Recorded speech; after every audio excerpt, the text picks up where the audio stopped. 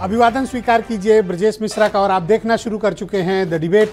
बहनों भाइयों, राज्यसभा में कल जो कुछ भी हुआ उत्तर प्रदेश में चुनावों को लेकर, उसके पश्चात उत्तर प्रदेश की राजनीति में बड़े परिवर्तन देखने को मिल रहे हैं।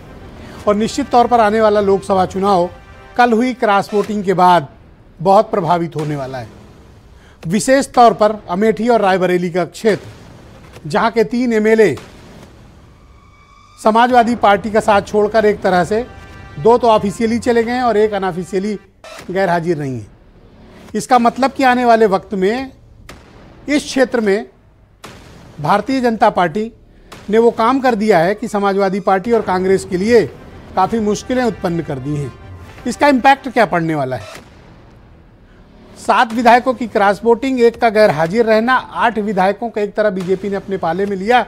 इसके राजनीतिक परिणाम क्या होने वाले हैं, आज चर्चा हम इस विषय पर करने वाले हैं। बहनों भाइयों, उत्तर प्रदेश की राजनीति में कोई ना कोई एक बड़ा धमाका होता है और कभी कभी इतने बड़े धमाके होते हैं कि जिसकी कल्पना कोई नहीं करता। 1, 2, 3, 4 नहीं बल्कि 8 विधायकों को अपोजिशन से तोड़कर भारतीय जनता पार्टी ने अपनी ताकत का इजहार कर दिया है। अब जब अपोजिशन के इतने बड़े तादाद में एमएलए तोड़े गए हैं तो भारतीय जनता पार्टी का मकसद सिर्फ राज्यसभा चुनाव जीतना नहीं रहा होगा, सिर्फ एक प्रत्याशी को जिता लेना उनका राजनीतिक मकसद नहीं रहा होगा। लोकसभा के चुनाव में इसका इम्पैक्ट बेहद महत्वपूर्ण है और आज डिबेट में हम ये इम्पैक्ट असेसमेंट करेंगे। यानी जो कुछ भी हुआ है, जितनी तादाद में एमएलएज गए हैं, इनके जाने से अपोजिशन का नुकसान क्या है और भारतीय जनता पार्टी ने बेनिफिट क्या हासिल किया। राजनीति में सिर्फ ये एक पहलू हो सकता है कि संजय सेठ या भारतीय जनता पार्टी 8वें कैंडिडेट को जिताने के लिए इतने विधायक लेके आई हो। ये तस्वीर का एक पहलू हो सकता है, लेकिन इसका जो सबसे मजबूत पहलू है वो है आने वाला चुनाव।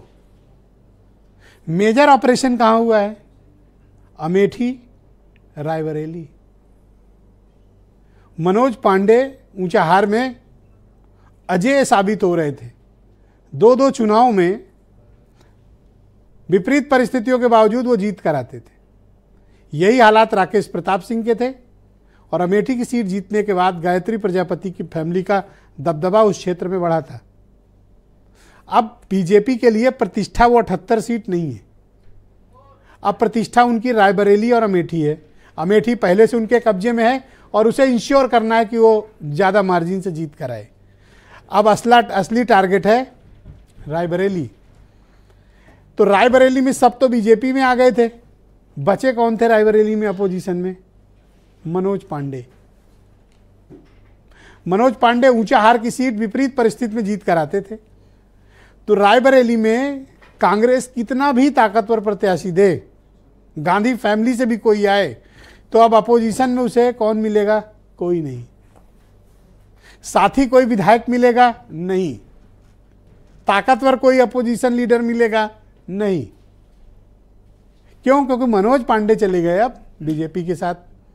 तो रायबरेली हो गया क्लियर, अमेठी का रास्ता आसान। एक्चुअली ऑपरेशन कांग्रेस के साथ हुआ है, कांड समाजवादी पार्टी में हुआ, पर ठीक कहां किया, किसको किया गया? कांग्रेस को। नुकसान किसका हुआ है? कांग्रेस का। एक्चुअली ग्राउंड पर समाजवादी पार्टी तो 2-3 झटके खा चुकी है। अब असली एग्जामिनेशन फिर अभी लोकसभा के चुनाव के पहले आएगा, एमएलसी का चुनाव। सब मिलाकर जो समाजवादी पार्टी के पास अपने सहयोगी दलों से और एक आध राजभर की पार्टी से लाने के बाद अब बचे कितने हैं? 100, टोटल 100।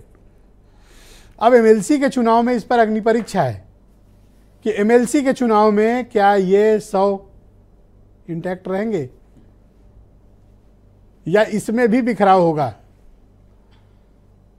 और बहनों भाइयों, परंपरागत तरीके से बहुजन समाज पार्टी ने बीजेपी को वोट दिया। तो बीजेपी के पास दोस्त, मित्र, सहयोगी, बाहर से आने वाले, ये सब मिला के उनके पास संख्या कितनी हो गई है? 295, 295। इस वक्त बीजेपी के समर्थक और बीजेपी के कुल मिलाकर सदन में कितने सदस्य हो गए जो उनका सपोर्ट करते हैं? इसमें बागी भी शामिल हैं, सहयोगी भी शामिल हैं, राजा भैया भी शामिल हैं, निर्दलीय भी शामिल हैं, बीएसपी के एमएलए भी शामिल हैं। 295 की स्ट्रेंथ है उनकी। और अपोजिशन के पास कुल कितने बचे हैं? 100। अब एमएलसी का चुनाव है और उसके बाद पार्लियामेंट चुनाव है।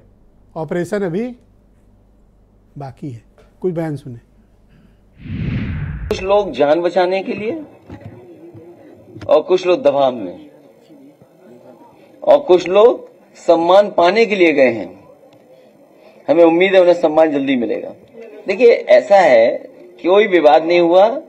हमने कहा कि सब अंतरात्मा से आप वोट दे दिए। अगर आपकी अंतरात्मा बीजेपी को कहती है बीजेपी को वोट दीजिए, अगर अंतरात्मा कहती है सपा को वोट दीजिए, सपा को वोट दीजिए। जिस तरीके से कभी समुद्र मंथन हुआ था, इस बार ये संविधान मंथन होने जा रहा है। खरीद फरोख्त, दबाव और लालच, तमाम सब चीजों को देकर समाजवादी पार्टी को तोड़ने का प्रयास किया है। मैं समझता हूं कि इसका जवाब जनता दे रही है, क्योंकि इंडिया गठबंधन मजबूती से आगे बढ़ रहा है, ताकत के साथ बढ़ रहा है और यही घबराहट है भारतीय जनता पार्टी को। इसी के तहत ये सब तोड़फोड़ करने का इन लोगों ने काम। दल बदल भाजपा नहीं कराती है। लोगों का अगर दिल बदला होगा तो उन्होंने अंतरात्मा की आवाज पर अगर मतदान किया होगा तो मैं उनका स्वागत करता हूं। लेकिन भाजपा के पास अपने 8 प्रत्याशी जिताने के लिए पहले से नंबर निर्धारित थे। बहनों भाइयों, आज की परिचर्चा को आगे बढ़ाएंगे। एसएन सिंह उत्तर प्रदेश में भारतीय जनता पार्टी के प्रवक्ता हैं, सुरेंद्र राजपूत कांग्रेस के प्रवक्ता हैं, रोहित अग्रवाल राष्ट्रीय लोकदल से हैं, दीपक रंजन समाजवादी पार्टी से हैं, डॉक्टर एमएच खान और जाने माने पत्रकार संजय बेचन जी भी मुझे ज्वाइन कर चुके हैं और वीरेंद्र सिंह जी हमारे स्टेट हेड। आप सबका बहुत शुक्रिया और धन्यवाद।